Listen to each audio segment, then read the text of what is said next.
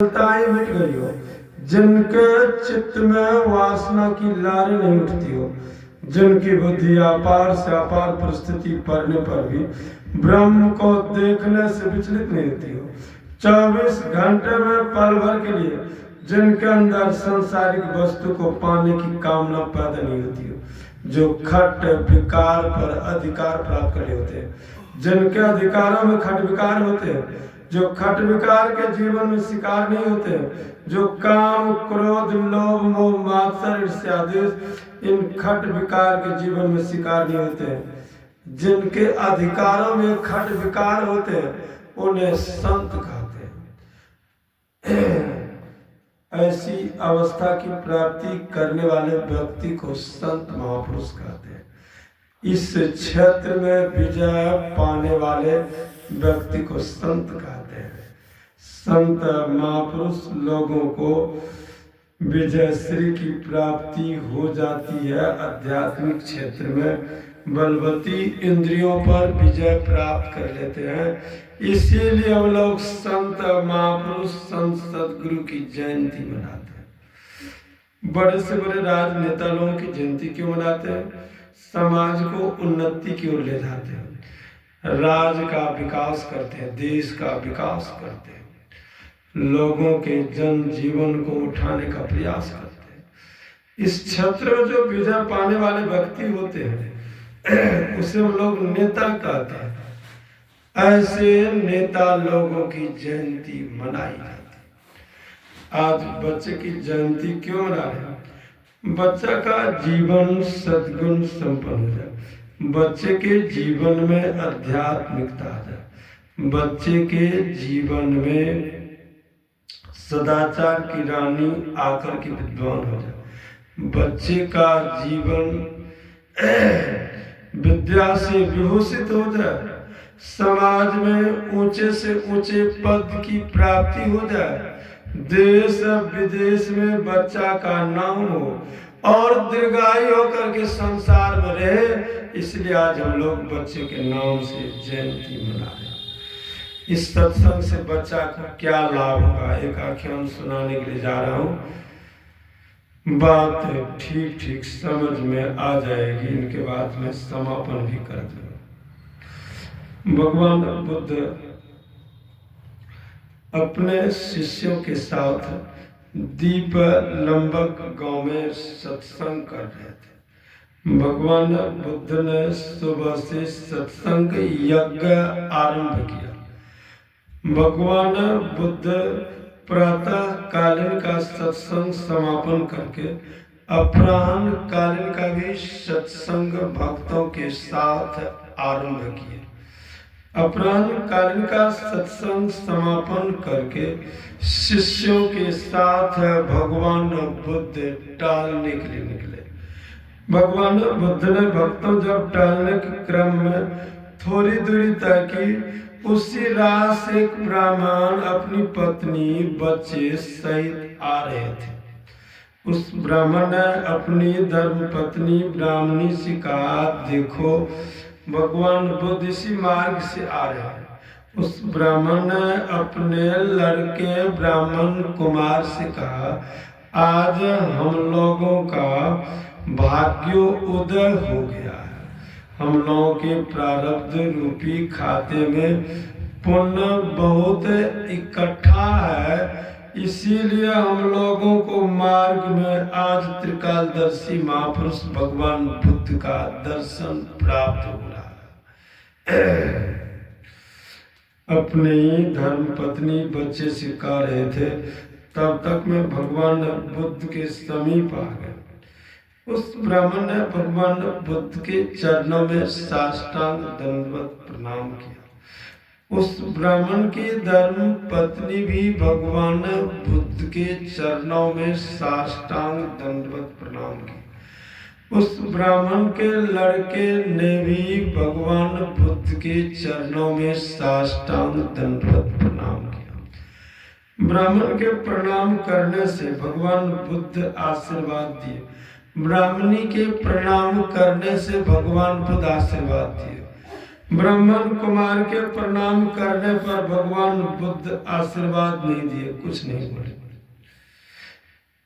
उस ब्राह्मण ने कहा, भंते मैंने प्रणाम किया, आप आशीर्वाद दिए, हमारी धर्म पत्नी आपको प्रणाम की, आप मेरी धर्म पत्नी को भी आशीर्वाद दिए, मेरा लड़का ब्राह्मण कुमार ने आपको प्रणाम किया, आप मेरे लड़के ब्राह्मण कुमार को आशीर्वाद क्यों नहीं दिए? भगवान बुद्ध ने कहा, इस लड़के की मृत्यु आज के 7वें रोज होने वाली है, मैं आशीर्वाद दे देता, हमारी अपकृति होती, हमारा अपयश होता, लोक में हमारी निंदा होती, इसीलिए मैंने इस बच्चा को आशीर्वाद नहीं दिया। उस ब्राह्मण ने भगवान बुद्ध का, भंते सुनने के लिए मुझे यह बात मिली है।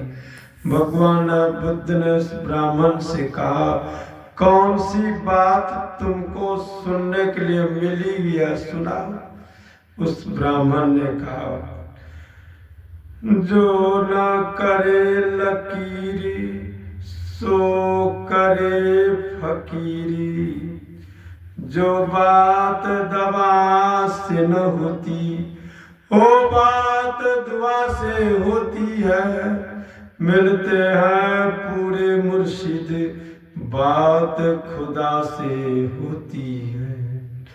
मझधार में नैया फंसती है और दूर किनारा लगता है, उस वक्त दुखी जीवों के लिए गुरु तेरा सहारा होता है।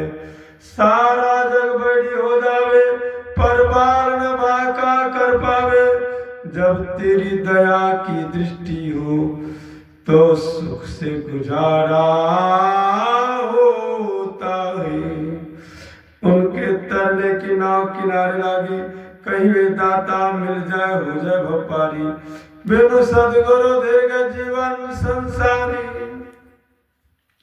उस ब्राह्मण ने भगवान बुद्ध से कहा, लकीर ईश्वर को कहते हैं, फकीर जिनको हिकर फिकर नहीं होता। हम लोग वर्षों वर्षों के लिए बनते धन संग्रह करते हैं, फकीर पल के लिए नहीं करते हैं तो कल के लिए क्या करेंगे। अधिकार संग्रह न करे ताका नाम फकीर। आप पूर्ण फकीर है। पूर्ण संतों और फकीरों में ईश्वर में कोई फर्क नहीं होता। पूरे सच्चे संत सद्गुरु परमात्मा के तुल्य होते हैं। दुनिया की धरती पर यदि कोई साक्षात रूप में ईश्वर है तो पूरे सच्चे संत सद्गुरु है। आपकी महती कृपा हो जाएगी, लड़के की आयु में वृद्धि हो जाएगी। ऐसी करुणा में प्रार्थना उस ब्राह्मण ने भगवान बुद्ध से की।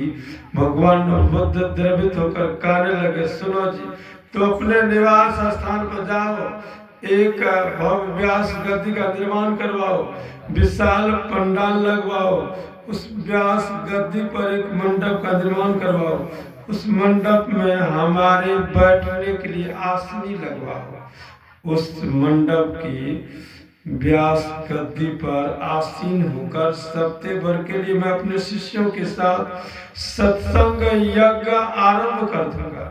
सत्संग यज्ञ सप्ते भर अनवरत रूप से चलता रहेगा। जो इस 7वां रोज आएगा, यज्ञ की पूर्णाहुति हो जाएगी, फिर देखना क्या होता है। उस ब्राह्मण को भक्तों भगवान बुद्ध से यह बात पूछ लेनी चाहिए थी। सप्ते भर सत्संग करवाऊंगा, लाखों रुपया हमारा खर्च होगा, लड़के की आयु में वृद्धि होगी कि नहीं होगी। लेकिन उस ब्राह्मण के अंदर दृढ़ विश्वास था, ये तो साक्षात परमात्मा है। इसने 6 वर्ष तक एक आसन पर आसीन होकर कड़ी साधना की है, बड़ी कड़ी तपस्या की है। इनके अंग अंग से साधना शक्ति प्रवाहित हो रही है। अध्यात्म की नैसर्गिक आवार की शक्ति इनके अंग अंग से प्रवाहित हो रही है। ये साक्षात ब्रह्म है। उस ब्राह्मण ने कहा, भंते आपकी जो भी माती कृपा होगी मुझे सिरोधार्य है। भगवान बुद्ध की आज्ञा को सिरोधार्य करके ब्राह्मण अपने निवास स्थान पर आ गए और एक भव्य व्यास गद्दी बनवाए, विशाल पंडाल लगवाए, उस व्यास गद्दी पर एक भव्य मंडप का निर्माण करवाए, भगवान बुद्ध के बैठने के लिए आसीन लगवा दिए। भगवान बुद्ध अपने शिष्यों के साथ भक्तों आए, उस मंडप की व्यास गद्दी पर आसीन होकर सप्ताह भर के लिए सत्संग यज्ञ आरंभ कर दिए। अनवरत रूप से 7 रोज सत्संग चलता रहा। जो ही 7वां रोज आया, यज्ञ की पूर्णाहुति हो गई। वह बच्चा आया, भगवान बुद्ध के चरणों में दक्षिणा अर्पण करके साष्टांग दंडवत प्रणाम किया। भगवान बुद्ध ने कहा, दीर्घायु भव, दीर्घायु भव, दीर्घायु भव। उस ब्राह्मण ने कहा, बनते हमारा लड़का संसार में कितने दिन तक जिंदा रहेगा? भगवान बुद्ध ने कहा, धर्म श्रवण करते करते, भगवत कथा रूपी अमृत पान करते करते, ऋषियों की विचारधारा, संतों की वाणियों के द्वारा भगवान की कथा सुनते सुनते इस लड़के ने श्रोतापति फल को प्राप्त कर लिया है। अब इस लड़के की आयु 7 दिन से बढ़कर 120 वर्ष की हो गई है। इस लड़के का नाम आज से मैं आयु वर्धन रखता हूँ। देखिए सत्संग का कितना बड़ा महत्व है, क्या फल होता है। यह सत्संग की महिमा है, कहानी सुनने की ढेर सारी बातें हैं। इसलिए परमाराध्य सदगुरु महाराज से मैं प्रार्थना करता हूँ, हमारा हृदय कार्य शुद्ध है, मुझ में उसी गुरु भक्ति नहीं है मालिक। बच्चे के लिए मैं प्रार्थना करता हूँ, दीर्घायु होकर के संसार में रहे, सद्गुण संपन्न जीवन को धारण कर ले, विद्या से विभूषित हो जाए, पदवान हो जाए, यही हमारी कामना है। श्री सद्गुरु महाराज।